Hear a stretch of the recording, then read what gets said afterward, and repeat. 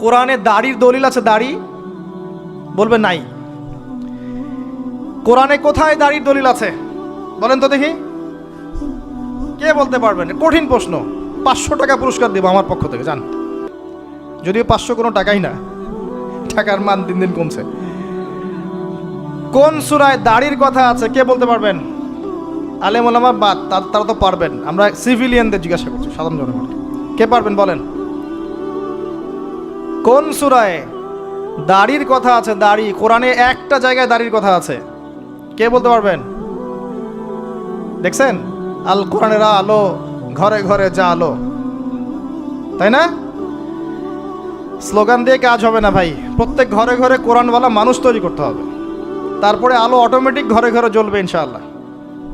আচ্ছা যাক, আমার টাকা বেঁচে গেল। সূরা তহায় আছে। কোথায় আছে?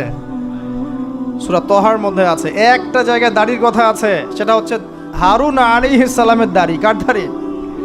হারুন আলাইহিস সালামের দাড়ি। মুসা আলাইহিস সালাম ফেরাউন থেকে যে দলবল নিয়ে পার হওয়ার পরে, বনু ইসরায়েলকে নিয়ে পার হওয়ার পরে আল্লাহ পাক তাকে 40 দিন ডেকেছেন তুর পাহাড়, মনে আছে? তুর পাহাড়ে তিনি গেছেন, এই ফাঁকে বনু ইসরায়েল শিরক করা শুরু করেছে, এই যে বাছুর পূজা শুরু করেছে, মনে আছে? পড়েন নাই কখনো? বাছুর পূজা শুরু করেছে।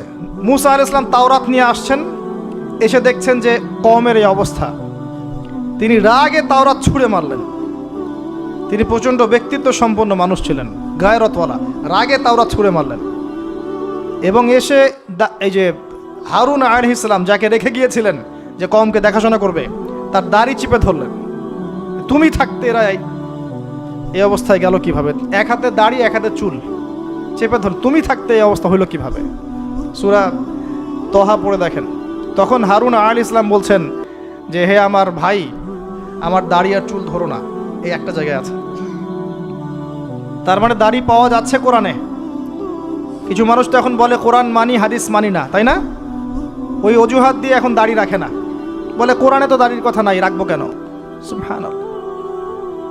আপনারাও কি এটা বিশ্বাস করেন যে আমরা শুধু কোরআন মানবো, হাদিস মানবো না? স্পষ্ট কুফরি, স্পষ্ট কুফরি।